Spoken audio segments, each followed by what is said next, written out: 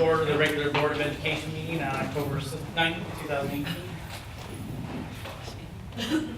Pledge allegiance to the flag of the United States of America and to the republic for which it stands, one nation, under God, indivisible, with liberty and justice for all.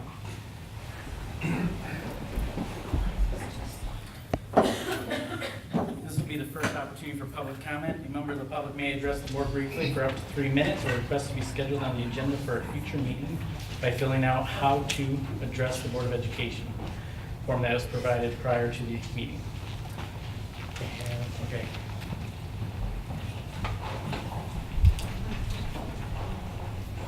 So we have Sorry to walk in, but I'm watching my 8th grader play football right in the back, so. Got your name and address. Okay, Tammy Carr with the Chad Tuff Foundation, and my address is 1059 Bicentennial Parkway. And I'm here today with our group to just thank you all and show our appreciation for everything that the Saline schools have done since the day Chad was diagnosed. Our Run Tough event raised over $250,000 this year, bringing the total from all the runs that we've done to over $850,000. After next year's run, we will hit the $1 million mark. And because of the support of this school system and a few other major sponsors, we're also able to keep this event, expenses for this event under 10%, which does not happen in races of this size.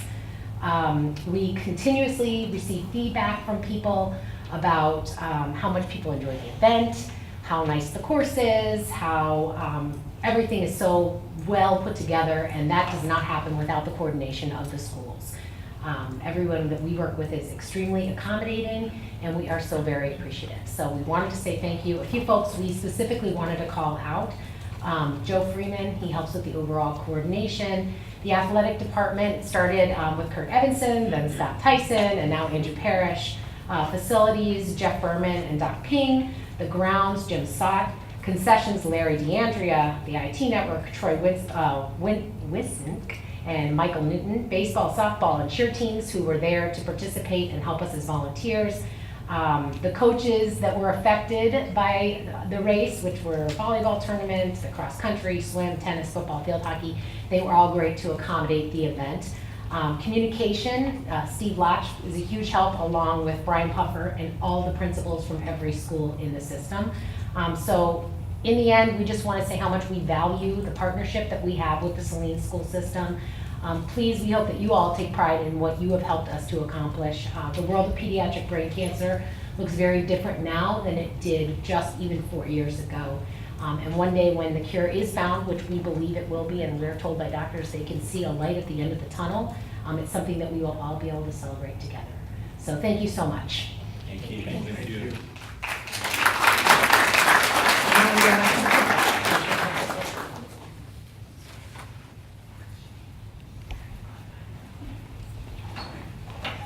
Annhurst Craig Foundation for Saline Area Schools. Just wanted to tell you, on October 18th, next Thursday, we are having our fall kickoff luncheon right here at Liberty.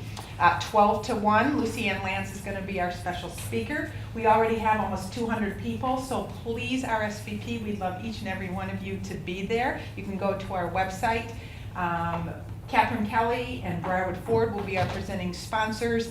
We are going to highlight 3 different teaching grants from last year, as well as our student representative, a senior at Saline High, is going to speak. It's going to be a wonderful event. Max is going to be catering, and again, we'd love to have each and every one of you. So thank you so much.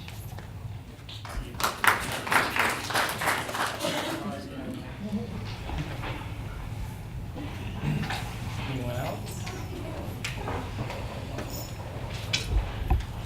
I'd like to, real quick, we got a board candidate. Susan Eastep is here, and Scott Hummel, I don't think there's anybody else. Okay, just recognize it through there. Administration.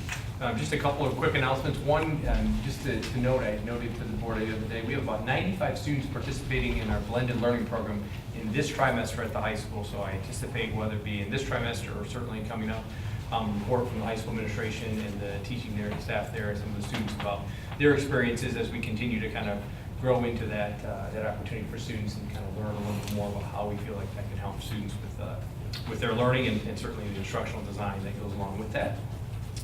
Secondly, we are a participant, I think, as you know, in the Michigan Competency Consortium. And with that group, there was a Marshall Plan submitted. That concept paper that was associated with that, the first phase of that, was approved yesterday, and so we are on to kind of now the next phase. We'll be working with University of Michigan on some design aspects with that coming up in the coming week, and so we're excited to continue to be that. If that were to play itself out fully, Saline would stand to gain about $200,000 in resources, so I'm excited about that opportunity that continues to progress. And lastly, it's homecoming week, so it's been a busy week. We had our Powder Puff game kick things off on Sunday, and it leads on up through the game on Friday night and the dance on Saturday. So it's a busy, busy week around Saline area schools, and so I'm not sure what is crazy hair day, or pajama day, or color, or beach day tomorrow, but be ready. Board of Education. I'm one of the float judges for homecoming, and I visited the senior team last night. I think I was a bit of an early bird. Didn't seem like They didn't have much going on, so I'm going to go again tomorrow and Okay. take a look. I'm looking forward to seeing the progress. Okay. Can I get a recommended motion to approve the agenda as printed? So moved. Support. All in favor?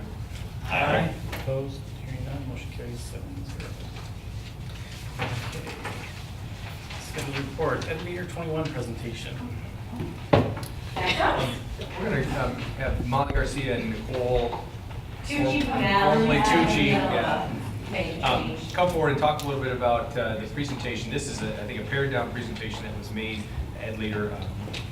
It was a large crowd. It was a crowd from across the country. As many of you know, we sent a sizable group out to that conference to be able to kind of learn from a network of like-minded districts. And I will tell you that this session that they provided was one that was talked about and shared about in terms of this idea of how can we make sure that the type of instruction and the type of instructional design we have that's kind of affiliated with our compass is appropriate for all students. Okay, thank you. So there were 4 of us that went to present. I brought Nicole Tucci from Heritage with, Beth Russo from the high school, and then Amber Sartori from Pleasant Ridge. And the focus of the presentation was really just having that conversation about how do we help students with disabilities access future-focused learning, project-based learning. The presentation was 75 minutes long, so we're going to condense it. So you guys are just going to get the highlights. So we kind of started with what is the current reality nationwide with students with disabilities. And if you see here, we know that the reason we started the work here in Saline towards our learner attributes and profile of the graduate is that our employers and our post-secondary world is looking for a certain skill set, and that's the Forbes list we've all kind of read. We also know that only about 27% of current graduates use their degree for employment.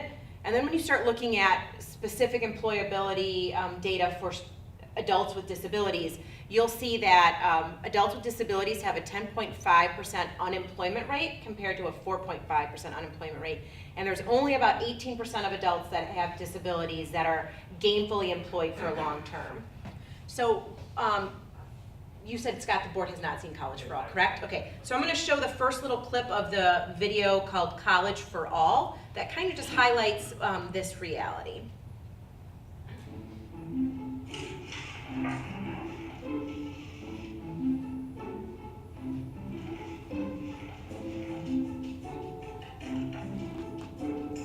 Education is core to our economy, but in order to guide our educational systems and maximize future income, we must understand the misalignment between education and our work. In my pursuit of higher education, I have earned 2 bachelor's degrees, 2 master's degrees, and am working on a PhD. In total, this has cost me over $150,000. I've done all this because I believe formal education is important. Part of this belief came from seeing charts like this, presenting a correlation between higher degrees and higher income, showing on average that a person with a college degree earns far more money than the average person without a high school diploma. This perceived higher earnings for having a 4-year degree has fueled a college for all philosophy, causing educators and parents to encourage going to the university, any university, to major in anything in pursuit of future job security, social mobility, and financial prosperity. This philosophy has increased college enrollment, resulting in 66% of high school graduates in this country enrolling in higher education right after high school. That's 2 out of 3. Initially, they are deemed the successful ones. But what you won't see advertised is the reality that most drop out, and only a quarter of those that enroll will finish a bachelor's degree. Only after these few graduate do many of them start exploring careers. It is here that they discover that their degree may not have prepared them for the world of work. You may be well educated, but not every degree is direct preparation for employment. This misalignment between degrees and job skills causes half of university graduates to be underemployed in what are called gray-collar jobs, taking positions that do not require the education they have received at a cost that is more than they can afford. Conventional wisdom suggests that a university degree guarantees a higher salary, but with rising education costs, a shrinking job market, and the oversaturation of some academic majors in the workforce, this old advice is now a myth for a majority of students. The economy and the world have dramatically changed. Over the last 3 generations, we've gone from 13% of the population stepping into a college classroom to 60% attending some form of higher education. In 1960, when taking into account all jobs in the American economy, 20% required a 4-year degree or higher, 20% were technical jobs requiring skilled training, and 60% were classified as unskilled. But what's the right percentage to meet the labor market demand for tomorrow? In 2018, Harvard University predicts only 33% of all jobs will require a 4-year degree or more, while the overwhelming majority will be middle-skilled jobs, requiring technical skills and training at the credential or associate degree level. A 4-year degree may have many benefits, but think about the people you know who, from an economic perspective, inefficiently spend time and money to get a degree that perhaps they didn't really need for the career they are in. The true ratio of jobs in our economy is 1 to 7. For every occupation that requires a master's degree or more, 2 professional jobs require a university degree, and there are over half a dozen jobs requiring a 1-year certificate or 2-year degree. And each of these technicians are in very high-skilled areas that are in great demand. So with that as current reality, we know in the special education world that a lot of our students can do really well in those skilled certificate jobs. They do really well when it's routine and it's consistent and they can apply directly what they learn. And so we started to have the conversation here in Saline of how do we really help our students access these resources and the instruction we have that is preparing them for the reality that exists. And one of the things we started to say is that it can't just be a location. Inclusion has to be access to the amazing content and curriculum that all of our students have. It's a location plus what we're actually doing. So I'm going to have Nicole here talk a little bit about what's going on at Heritage. You guys saw a little bit of her work today when Scott sent you the weather report. That's some of the activities she does with her students that really gets them involved with a lot of our project-based learning and our real-world learning. I'll let her take over and talk about her career project here. Yeah, so I was really grateful to attend the Ed Leader conference to share how we help our students access the curriculum. For this specific project, it fits in so well with what we're talking about today. Students worked alongside their classroom peers to research a career of their choice. So in order to do that, they used lots of different tools and technology to access information. We were able to use Google Read and Write so that they could listen to the text and take notes. And they also used it to write a letter to someone in that field to gather more information. We also used videos from YouTube to learn about what happens in a job interview or what does a day in that job look like. And lastly, we also recorded ahead of time their speeches so that students could then participate with their peers in a career fair. And we have an example here that I'd like to share. And my student, he was sick the first couple days, so he came back to record it. He was really excited to complete the project.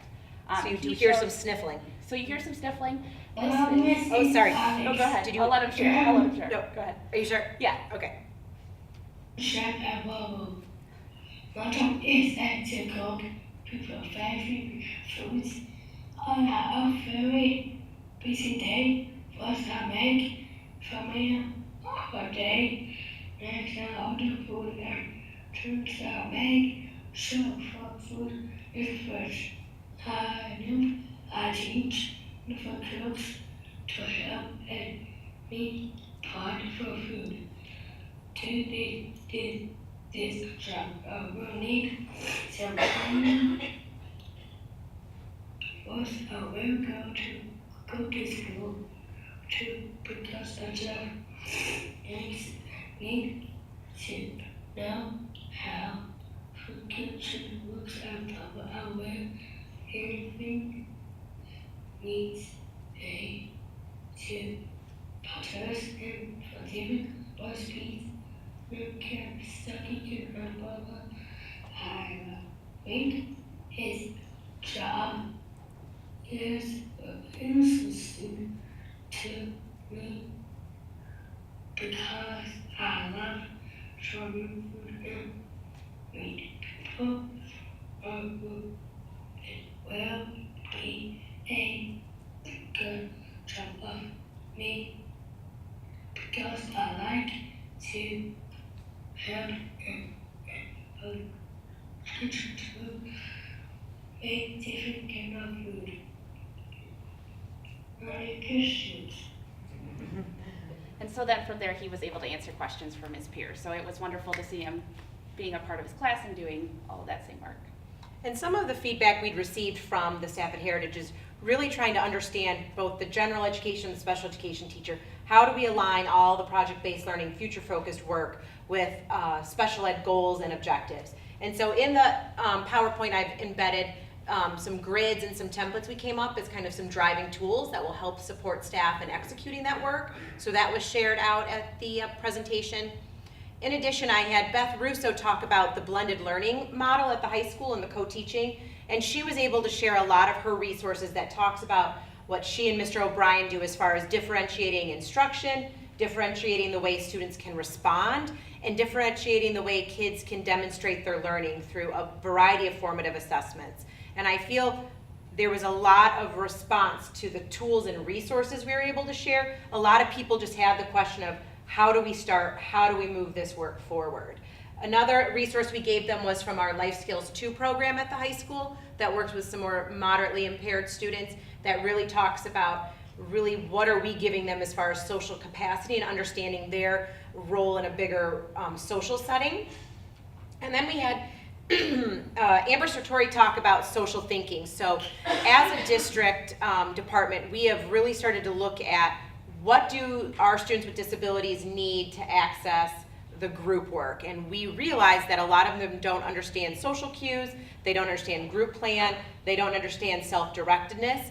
And at the same time, we were grappling with the fact that we have 4 to 5 different transitions for some of our students, and they had to relearn how we were talking about behavior and how we were talking about expectations in the learning environment. And so we all kind of agreed that the social thinking curriculum was a really good way to help our students access project-based learning, as well as meet those big goals of appropriate communication and behavior. And so Amber Sartori spoke on this. We as a department are collaborating with general education counterparts on a lot of this work. The conversation that I've had with Steve and building administrators and with our department is, if we really want this collaboration to be effective, we all have to be in the same room hearing about the same resources and tools that move this work forward. It can't be we get this training, they get this training. And so I think that's also been something that's been very effective. The group was very responsive to a lot of the ideas that our service providers have come up with on how to meet kids' needs while helping them access the 21st century learning. We also provided them with our examples of our peer-to-peer learning that we're really proud of, and then just a variety of resources for them to share out at their district. So I think Scott shared the prior presentation with you. All right, any questions? Oh, that slide's still in there. No? Okay, great, thanks for letting us share.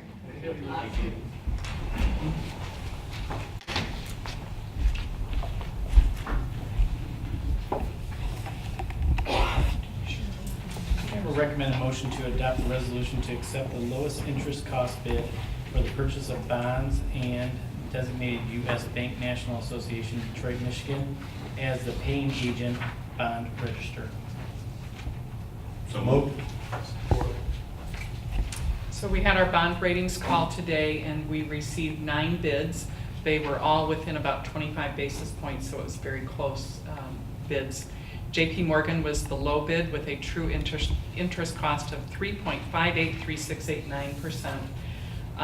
So we plan to issue bonds in principal sum of $12,960,000, and then the remaining amount of about $540,000 will be made up with the premium that will be paid.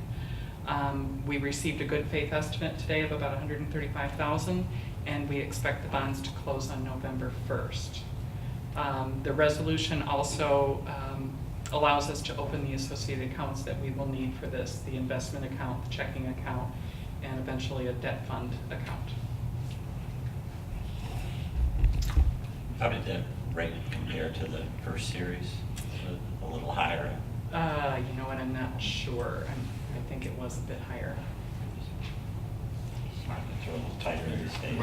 Interest rates are higher. Yeah. The volume of bids and then Yeah. the overall pricing was where it had a for the current market. All in favor? Aye. Opposed? Hearing none, motion carries 7-0. Discussion items, we have instructional coach update. Wait, Dr. Lodge and I'm going to come sit over here by Kelly. And we're going to present this informal manner. Everybody has a sheet, okay, that is going over what we want to discuss today. First, I want to start with the fact that in the board packet, it does say instructional coach. The term we are using is instructional designer, which actually means something different, because instructional coach can have the connotation that means somebody's going to come into teachers' classrooms and tell them what to do. That's not what this role is. This is a role where we have created a couple of teachers and a team that is going to support classroom teachers, work side by side with them, give them ideas and techniques to support 21st century learning. Also, we call it future-focused learning. So I want to clarify that point. If you look at your handout, you'll see who's on the instructional design team. It's myself, Emily Sickler, who's our assistant principal at the middle school, and then Kelly, who's here with me, Kelly Widman, and Julie Myers. They are sharing this role in that they are also still practicing teachers in the 5th grade classroom. So they are sharing, they are one of the official instructional designers that is going out and doing the work within the district. And then Kara Davis, who's full-time instructional designer, who was a former English teacher at the middle school. And then we also have Jen Nelson, who's a current 3rd grade teacher, who's also on the team. And so together, we are working in concert to make sure that we're supporting in a number of ways across the district. So when you look at the role of the instructional designer, that's the next series of bullet points. Collaborate with stakeholders to connect student learning with the district vision. That's really important, that we are looking at the compass and the direction we're going. And as Molly and Nicole pointed out in the short video you saw, we do need to recognize that not only do we need to prepare students with a solid academic foundation, but they are going to need other skills to be really successful moving forward. So that's one of our important bullet points. Facilitate purposeful conversations around 21st century best practices. Support teacher learners in creating future-focused learning opportunities. When we say teacher leaders, that was formally coined the term department chairs or grade level chairs. And we feel like that has really taken on a new role now, in that we have teachers that are leading instruction across the district. Thus, it's a different term now. Teacher leaders means something different than being a department chair. Department chair was often looked at as a position that would do logistical things like order textbooks, coordinate a field trip, discuss curriculum, but not in the same way we're talking about now. And it's really important that our teachers are leading this work. Further, we're bridging the district vision with professional development opportunities. We've been working hard on that so far. And also, it's really important that they're helping celebrate teacher and student success. We have a lot of that going on. And so it really is important that we are showcasing. You see a lot on social media what we're trying to do. We need to celebrate those successes, because it's really important that we're feeling momentum around this work, which we are. So when you get down to specifically what the design team has been working on, there are a number of bullet points at the bottom of the handout, and one of the most important ones is the redesigning of the curriculum website to provide necessary resources for teachers. In the past, we had curriculum that sits in binders, paperback copy and all that. And now we want to make sure that all our curriculum resources are digitally available. In particular, for our new teaching staff that comes in, they are often asking, where can I get a hold of the curriculum? And often it is to talk to a number of different teachers to get a hold of that, and we want to make sure that it has access digitally. Kelly's been working on that and others, and do you want to touch on that a little bit? It's also helping teachers not reinvent the wheel. If someone down the hall is doing something really amazing, if they can put those materials a place where everyone can access them, that plus in this digital world, we're starting to, oh, well, I emailed that to you. Don't you remember? Search through your email, or it's in that other drive, or it's, so now it is one housing place for all of the things, so that even if you move from 3rd grade to 4th grade, you know exactly where that information would live. And the next point is collaborating with building administrators regarding next steps for building goals and visions. This is an important one too, that talks about building goals and vision. That not only are we looking at the entire district, but we also want our instructional designers to go and work with building administrators, attend their weekly meetings, talk about what their needs are, so that it is not only district-led, but it's looking at individual building needs too, and they are well aware of that. Right, so we've been able to go to leadership meetings of their teacher leaders at different buildings and see that, like, okay, these are the initiatives that are happening in this building, and this is how maybe these principals think we could best support, whether it's organizing their meetings so that we say, well, that business stuff that can become a black hole in a meeting, we can save that till the end and get the bulk of our important thinking work up front, or we can just say, oh, this is a new initiative here, let's get some resources, let's get people on board and be there for people when they need to try something new. Another thing they were just working on the other day is coordinating and facilitating teacher-led PD and support. We just had a teacher leader meeting. Kelly, want to talk about Right, so the teacher leaders, we're asking them to do so much more that we think one of our major ways that we can make a big impact is by helping those. It's sort of like spreading that message, and instead of it getting lost in translation, we've actually made, here's some sample agendas that you might want to use when you next go back to your department. And this last time we had the salsa method, which is the mild, the medium, the spicy, and there were some grades that were ready for the super spicy. And so then you can adapt it and make it your own, but at least you're not just out there in the wind trying to figure out, what is it they want me to do when I have to sit down for 2 hours? So we make sure that work gets really focused and productive. And that ties in with that next part, assisting teacher leaders in leading effective professional development on early release days. So we just had an early release day on October 3rd. We felt like we had really good sessions going on in all our grade levels where teacher leaders were dialed in on doing this work, supporting the student work through the compass. One thing that we've done this year to try to make the work more manageable is taken the 8 student attributes and we've divided those up amongst grade levels and departments so they're more focused on just a few of the attributes so they can get a greater depth and they're aware of which ones they're working on. It's leading to more effective and focused work. The other thing that Kelly and Julie are actually working on is rolling out the K-5 furniture plan because we have new furniture that's coming in this summer. I'm going to talk a little bit about that process. It's a huge undertaking to order furniture for as many different classrooms and teachers and preferences and students. And do you know how many sizes of chairs they sell? A lot. So we are, talking to a lot of different people. The nice thing is that we do have samples of many of the different kinds of available furniture in all levels of K-5, so we can see, we've been able to go back and say to the kindergarten teacher who's had it for the last couple of months, how's this working? What pieces are working? What pieces aren't working? That, and not everyone has exactly the same opinion, which is going to make it a little bit more exciting and interesting. But yes, we have a plan to get the order put in by December so that we can be ready for June delivery. And Rex is working hand in hand and has been doing a great job with helping to coordinate it as well.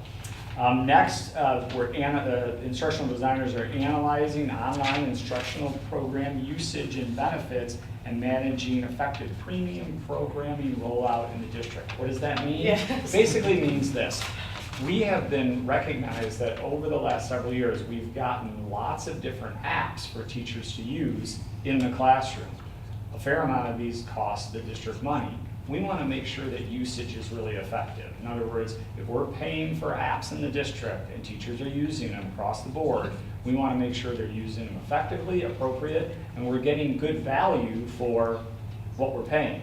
And the instructional team is getting in there and analyzing all the instructional apps that are being used and determining how effective they are being used, providing support, and dropping some that aren't being used in an effective way that are too expensive.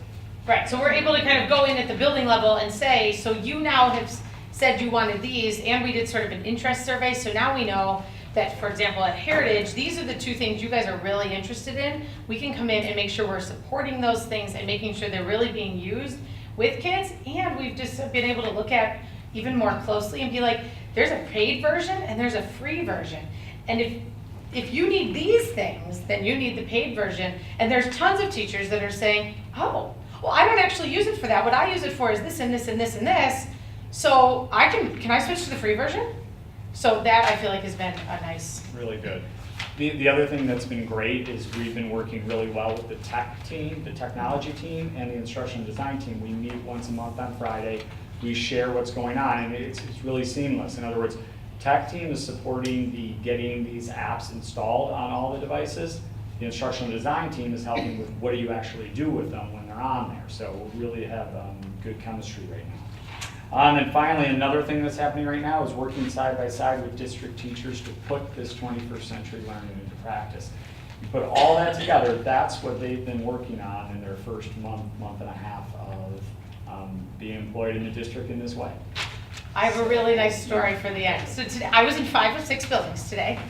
And my first meeting of the day, I was the first person that I had circled back. Like, she had asked me for something earlier in the year, and she was really inspired by Jay Marks coming and wanted her, her instruction to be more globally focused. And so she and I went and we had a conversation, and she had an idea of what she wanted to try. And I just sent an email that said, I bet that's up and running. I'd love to come back and see, or is there anything you need? And she said, sure, stop by on Tuesday morning. And I thanked her after we met today and said, I'm just so glad, it was so nice to be able to come a second time and see that you were able to that you were willing to let me come back in. And she goes, well, I was gonna give up. And I said, what? And she goes, well, the person that I signed up to do this, digital across time with, she was gonna connect with a different school in a different place, and she said that person backed out. And then I thought, well, maybe I should just get back to the curriculum and do what I was supposed to. But then you emailed, and I remembered that I really did want to do this. And now I have this plan, and so she and I got her, so she had done all this research without me being there and discovered these little parts that she could do, even in her not globally connected project. And so now that she dug in, she researched, she's taking steps that she wouldn't have otherwise done.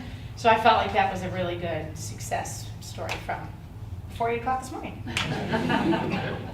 So, questions for us? So these are relatively new positions in the district. Yes. Are people being accepting? I mean, 'cause I don't think there was any real defined job description for this, and I know the people that were selected were really good in next gen and that kind of stuff, but are you finding everyone in the district being cooperative and Yes, for the most part. engaging you? And I mean, some people don't come in and tell me how to do blah, blah, blah. I'm sure those people exist. Okay. We probably haven't heard from them, but we've heard from enough people who are saying, I want to try this, I don't have the time to look it up. Could you figure out what's the best way to do this, whether it's student-led newspapers, or I want my students to be able to do this at home and I don't think they can, or just all these different kinds of things. And we have been in every building so far. Yeah, it's definitely keeping the 3 of us pretty busy. How do you find out what they need?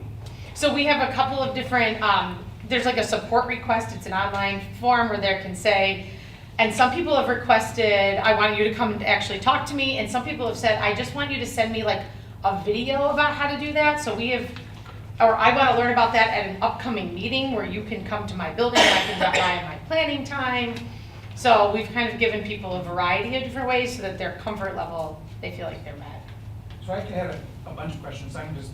Oh yeah, go for it. So how do you help with new teachers to mitigate the feeling that they're drinking from a fire hose? We're concerned about losing our new teachers, you know, I don't want to overwhelm them with all of the things that are available. So I heard you say this part of your job to help them. Well, and here's the thing, I feel like sometimes the new teachers come in with a lot of these tools already. They're very versed in the technology. They're like, oh yeah, we'll make a Google form for that. Like, I'll get that formative assessment really quickly for my kids, because I think when we're hiring people, we are hopefully looking for those tech skills.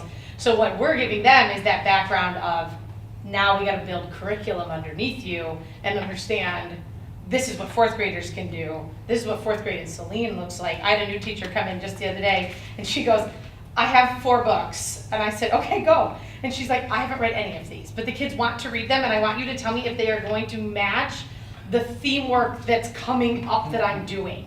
And I was like, oh, that's great. Like, this is a perfect thing. So it's not always a tech-based situation. And I could tell her, this one's really good for low readers. This one jumps a lot in time. It's going to be a little bit more complicated. This is not a good book. You should not do this one. Yeah. Tell me about professional development. You don't just do one-shot deals, or is it stretched out over a period of time? Your PD that you plan? So far, we've mostly focused on the teacher leaders and trying to give them that strong focus so that when they go back to their group, they feel prepared, they feel like they have direction. One of the things we're looking forward to after we get some of this other curriculum stuff off the ground is, we haven't exactly come up with our title, whether it's coffee and conversation, or we would like to be in buildings. And because of that survey that we did, one of the choices they could do, there was all these variety of online tools. And then they said things like, I've never heard of that. Or I've heard of it, but I don't really know what it means. Or I can't live without that. Or, so because of that, we've been able to see patterns across grade levels and say, this looks like something 3rd grade needs, whether we can come to a 3rd grade level meeting, or we're just gonna go to all 3 elementary schools and say, we're here all day and we're talking about this. Or anything else you happen to probably wanna come down, because I'm pretty good at multitasking.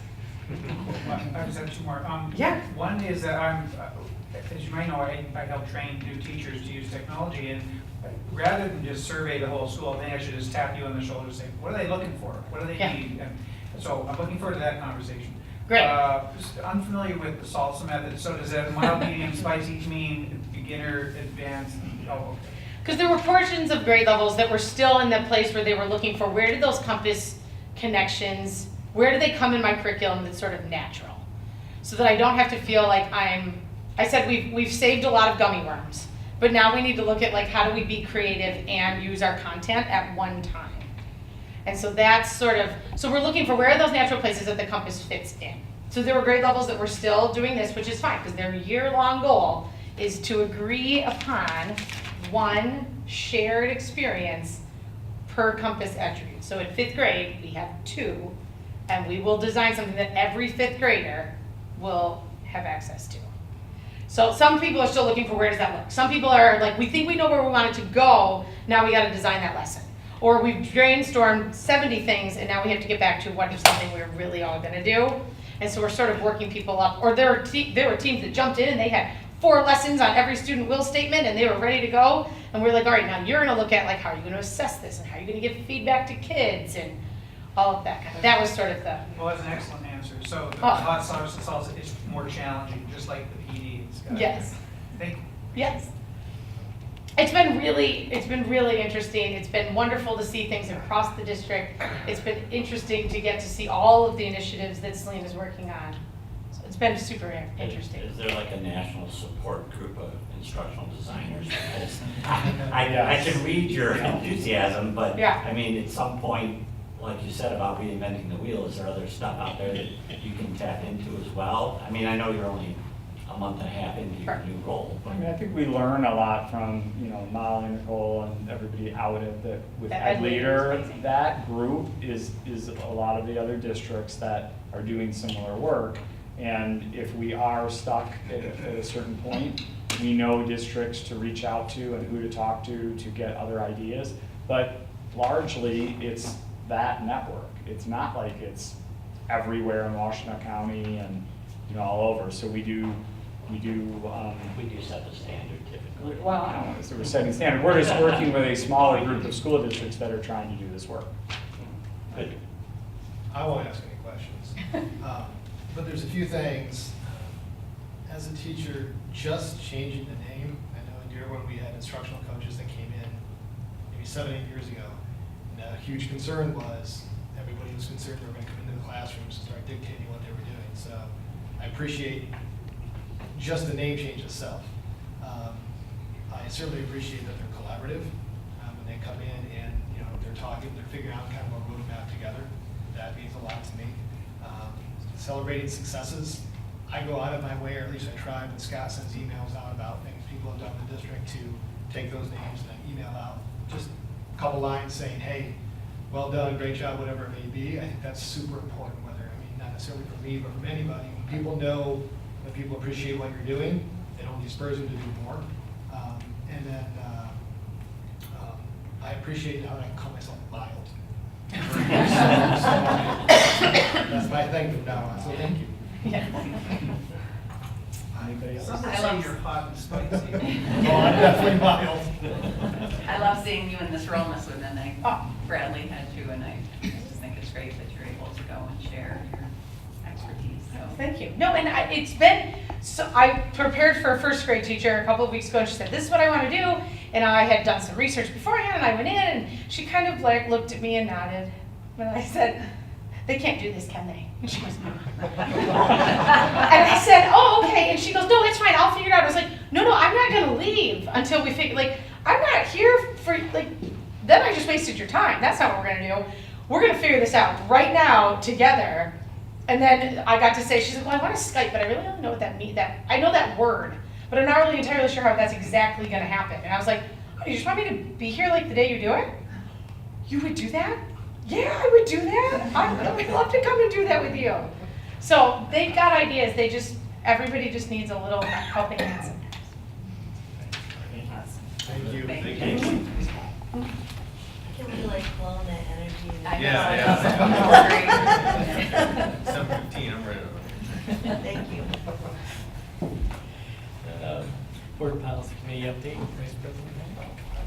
We met a couple weeks ago. We had 3 policies. We talked about student use of motor vehicles. The old policy still referred to things called mini bikes and other. So we talked about some of the new alternative transportation modes that are out there. Field trips and excursions. A little bit of an update to the administration rules concerning trips that go different places and warnings from governments about things that don't go so well in other countries. So we tightened those up a little bit, and we did send out an email to the district about rules of engagement during election cycles, about what can and cannot be done by public employees. So that was our 3 items. We're meeting again in 2 weeks on the 22nd. Thank you. Board Finance Committee update, Trustee Valente. Yes, Finance Committee met October 1st, last Monday. The primary item that we discussed is looking at the 2018-19 budget update. And budgeting, it's forecasting. You can imagine how hard it is to forecast weather just a week in advance, when we're trying to forecast finances out 6, 9, 12 months in advance. It takes adjustments. Well, so it appears that some of the items that we are looking at will have a narrowing margin of error, so to say, on our budget. And it appears that we're going to be much tighter in terms of what we can add to our fund balance. But we're constantly monitoring this. Our staff is. Superintendent Warner is looking at this, keeping an eye on everything. But that's where we spent a fair amount of time looking at that. The other items that we looked at, the commencement meeting minutes, we looked at that, the discussion of what are we going to do with our commencement? Do we continue to hold it here on campus, or does it go off campus? I know it's been a discussion for a long period of time, and the committee is doing a lot of work on that, looking at that, gathering numbers and a lot of information. And we discussed that. As Superintendent Warner said, our Series 2 bonds, We discussed that, and that, you know, hats off to Superintendent Warner. That was very good to pull that off. It's a lot of money and a lot of work to get that through, so thank you for that. The other item we talked about is crowdfunding. We've got a number of organizations throughout the district that are doing all separate crowdfunding. Everyone's going off on their own, and we're looking at maybe we can try to get bring it together, get some synergy, so not everyone is creating the wheel over again, and also so we can get some control over some of this too, so nothing goes awry there. So. That's Miss Whitman, I bet she figured out. Right after furniture. So, stay tuned on our budget updates. Thank you. Enrollment report, Superintendent Grady. Yeah, just wanted to touch base, you know, we had count day last week, and while these numbers are not really audited numbers, what I tried to do as I think we've talked about in the past with enrollment, you know, an apples to apples comparison in real time with enrollment is incredibly difficult. So what I've done here is just prepared, looking at the last 3 years, we're talking fall basic head count out of Power School on the day of count. So this past Wednesday, in Power School we had 5,257 students. If we just kind of look at that young 5 to 12 number, and so what I did in looking at the fall 2017 and fall 2016, you'll notice that we didn't have young 5s in there. But if you look down, the 1 year change, so our difference in student count. Again, based on this number from 2018 to 2017, we were plus 26. And if you look across a 2 year, plus 32. And so we did see a slightly higher number of students. We budgeted up 10 students for this year. This number, when we audited, typically goes down slightly, but certainly it's fair to say we're going to be within a few, plus or minus of that budgeted number. So we're pretty confident relative to the overall budgeted number. What I really was looking at then was looking at what are the trends inside of the numbers. So if you look at the last column, what is termed cohort retention. So if you consider the number of kindergartners we had last year in the fall to how many first graders we have this year in the fall. So when you think of that number, you want to say, okay, how many do we keep or retain? When I say retain, I'm not talking about retain any grade level, but how many do we hold in the system in terms of number? So literally last year we had 311 kindergartners. We have 311 first graders, okay? Guarantee it's not the same 311, but the number is the same from a head count standpoint. And so, if you think about last year, we had, last fall we had 339 first graders. We're at 358 second graders. So we added 19 second grade students collectively into that number. So if you notice, you say, well, our year over year, we gained 26 students. How is it that we have 137 student plus in our retention? But if you factor in the number of students that graduate and the number of students that we have enrolled as kindergartners, you'll see that in order for us simply to have this kind of plus 26 number, we needed to add 137 students inside of grades basically 1 through 11 in terms of when you think about that dropping of the 12th grade and adding of the kindergarten number. So again, it's important for people to understand when they say, well, it feels like we're growing. Well, it feels like we're growing because in theory we've added 137 new students fall over fall. That's a good size number. And if we were graduating the same number of kids as we were enrolling in kindergarten, our net number would be 137. The reality is our net number is 26 on 137 cohort retention plus. So again, that's kind of the inside of how our enrollment process works for a district like us. Certainly, it's common to hear the story, moved here for the schools. They typically aren't talking to us at 28 years old, moving here for the schools with kids that are going to be coming up. It's kids that are already in the system. And so if you look at you think about that first grade number, kindergarten, first grade, we didn't add, in theory, we didn't net out any gain there. But as you look at the system, further on down the line, we start to add some in a neighborhood of around 10. You see a big bump at high school, 40 new students. We have students that matriculate into the system. People, I think in general, have a pretty high opinion of our high school in terms of an effort to try and get here, as well as students that choose other options in that K-8 environment. and then come to us as freshmen. So you'll see, we historically have seen a big bump there. If you look back even over the previous years, I didn't do cohort retention for previous years, but if you look, that number may not be 40, but it's always in that range. To note, the class right now, the senior class is in that 500 range. That's a big group. We were somewhat blessed. If you look at last year, we had about a 447. The positive of that 447 is that was the number we had to replace. And so it was easier. If you think moving forward, so well, that's good, we got a good size class. So the reality is if 503 students walk across that stage, we start the year and you think about how many kids we have in Young 5, 71, we need to add 430 students to that 71 to break even.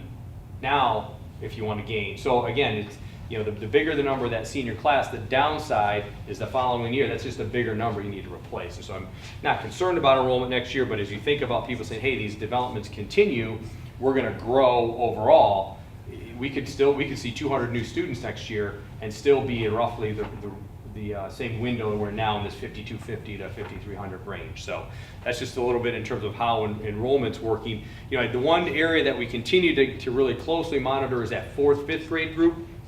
2016, there was a combined 753. There were 766 last year. There are down a little bit, 733 this year in terms of total number of students at Heritage School in that 4th and 5th grade window. Next year, if we were to have a similar cohort retention, if we looked at current 4th grade moving to 5th grade and a slight bump in terms of that, and a bump of 11, and you look at current 3rd grade moving to 4th grade with another bump of 11 based on this year's cohort retention numbers, we'd be looking in that 744 range. And again, if you start to think about that adding up, there are some scenarios where that starts to grow as this current kindergarten class starts to come through. If those cohort retention numbers continue, we'll have ourselves a little bit of a pickle here in probably 2 to 3 years. And I think it's something we need to think about from a planning standpoint. We've had conversations and had some initial drawings through King Scott. If we were to look at a multi-classroom addition on to Heritage, it looks like next year we should be okay, but the following years we need to start to begin to plan for that. And as you know, our current bond dollars are not eligible to be used for the new construction, so we're going to talk a little bit about bond. One of the things is to continue to look at from a sinking fund standpoint, from a capital project standpoint, can we have some dollars set aside to make sure if we needed to do something, we would address that, be able to address that, kind of that, I'll say it's a funnel, that little bit of a bottleneck that can come up in the next couple of years. So can I ask about the Young 5s? Yes. So adding that in 2017, we didn't see an increase of 58 students. I guess I'm not sure how to ask it. So 496 students graduated in the spring of 2017.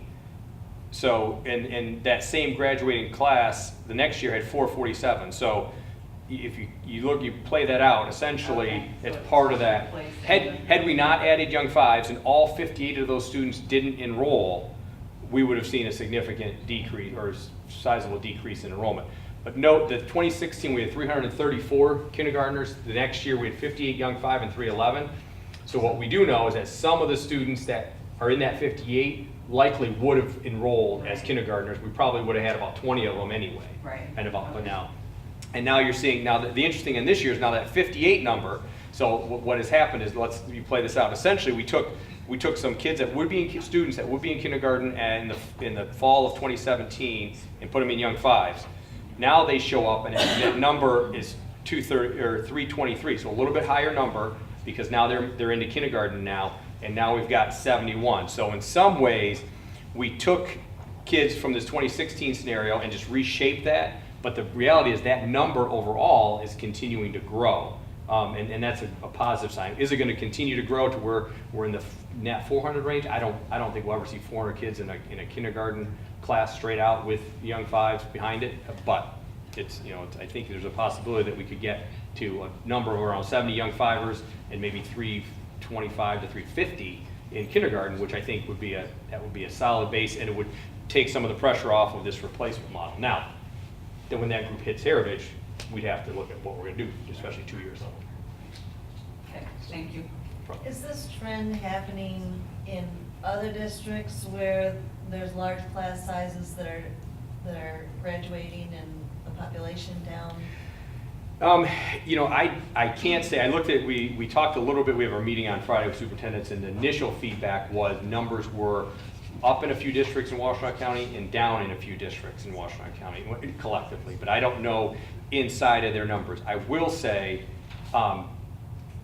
this has been the trend in Saline for better than a decade. So everyone, you know, this paradigm that I've talked to people, we have big classes at the high school, and as soon as they're gone, then our enrollment will drop. And what has happened because of the destination kind of profile of the district is these classes always, last decade, have always backfilled. So we're always starting small and they build along the way. And that's been over a generation now where that's been the case. So I used to have fears like, wow, when these 4 classes at the high school are gone, there's only going to be, you know, 1,600 kids at the high school, and they just continue to. Now, some of these are, we have some non-resident students in here as well, so, but we're starting to throttle that down. The one nice thing is we throttled down the school of choice number a little bit, and we're still kind of hit that budget number, so that's another opportunity we need to think about. For next year, we may want to continue to reduce that. I'm meeting with some realtors next week, and I am going to share that it's likely, if we don't want to necessarily build a lot, we are likely to recommend to you as administration to the board that we continue to kind of back off a little bit on school of choice. So. Yeah, that was what I was wondering, is you throttle that down, because if we do have 71 young fives and our kindergarten went up, I mean, is there, do we see an issue where we might have an issue with number of classrooms in the? It's getting closer. We're probably not quite there yet, but if you were to play that out and you get that combined young 5 and kindergarten number to maybe be in that 450-ish range, we would be in trouble. Because remember, those are smaller class sizes, and so you add square footage pretty quickly at those numbers. But I would say about 450-ish, which would be 2 more sections. 3, we could probably handle 3. So the realtors should screen by our enrollment. Yeah, section here. these are, we have some opportunities at some of these grade levels now. Yeah. So, enrollment projections are an art and not a science. We looked at, we've long kind of gotten those things from Plant Moran and different Plant Moran Cressa to try and determine some of this, and it's really hard to predict. There's so many societal factors that come into play. But you know, I will say that the volume of houses continue to seem to progress in terms of the construction. So at some point, you'd like to think that the more bedrooms in our community will produce at some level a higher number of school-age kids.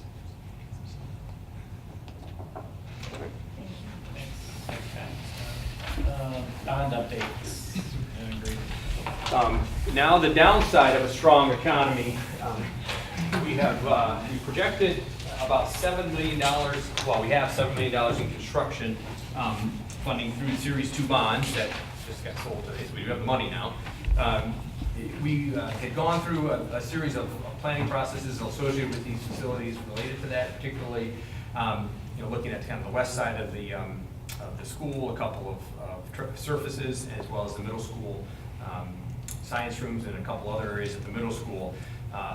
The projections and estimates came back at $12.5 million, so significantly above our $7 million budget for the next summer. So we've had some initial conversations with the review of the estimates, trying to figure out what are some opportunities within the projects that we have assigned relative to maybe not fundamentally reducing scope, but kind of tightening up some of the ideas and design aspects. We met as a local administrative team yesterday, went over the scenarios, and we really kind of refined our priorities down to essentially what I would consider to be 4 main areas. Middle school science rooms continue to be a focus of ours. That's that center pod area, center core area, and have set that aside for redevelopment and renovation. The west lot, as you recall, looking at some of the traffic studies we've done, as well as the general condition of those areas, reassessing that west lot, improving the safety on that side, and kind of reconfiguring that to allow for better flow. Tennis surfaces, we had done some design work in terms of looking at that entire kind of tennis facility, but we've now narrowed it down to focus on the surfaces, and may need to come back over time and look at some other opportunities to enhance that. And then the high school track surface itself is set to be replaced. And so we've tried to focus on the 2 surfaces, and then the west area of the outside of the high school, and the science rooms. Things like the tartan surface at the existing field house at the middle school track, other improvements, honestly have been shifted into future years and need to be reallocated in terms of how we're gonna go about generating dollars there. The reality is we're paying, probably 20 to 25 cents more per unit than we were for our initial bond work, will be 2 summers ago. So it's just kind of part of the reality of the strong economy has led to higher costs. So we'll come on that. We meet on Thursday to go over that and continue to refine that. We're trying to get our bids out in December so that we're at the front edge and see good bid coverage as well as hopefully appropriate pricing. Okay, can I get a recommended motion to authorize the following items as part of the consent agenda? A, approval of the regular Board of Education meeting minutes of September 25th, 2018. B, approval of Board Policy Committee meetings minutes of September 24th, 2018. C, approval of Board Finance Committee meeting minutes of September 10th, 2018. D, approval of payment of general fund accounts payable of October 8th, 2018 in the amount of $1,075,502.35. E, approval of payment of bond fund accounts payable of October 9th, 2018 in the amount of $72,134.84. F, receive and file October curriculum, finance, and human resource report. G, approval of early graduation request submitted by Superintendent Graydon. H, approval of field trips as submitted by Superintendent Graydon. State FFA Leadership Camp on November 8th through 9th, 2018 in Lansing, Michigan. Marching band trip on December 11th through 16th, 2019 to Orlando, Florida. Capstone service learning trip on March 9th through 16th, 2019 in Puerto Rico. So moved. Support. All in favor? Aye. Opposed? Hearing none, motion carries 7-0. Items scheduled for the next agenda. We're going to have a couple of reports from the high school, and we're hoping to be able to honor some of our National Honor Society or National American titles. Policy. Policy update.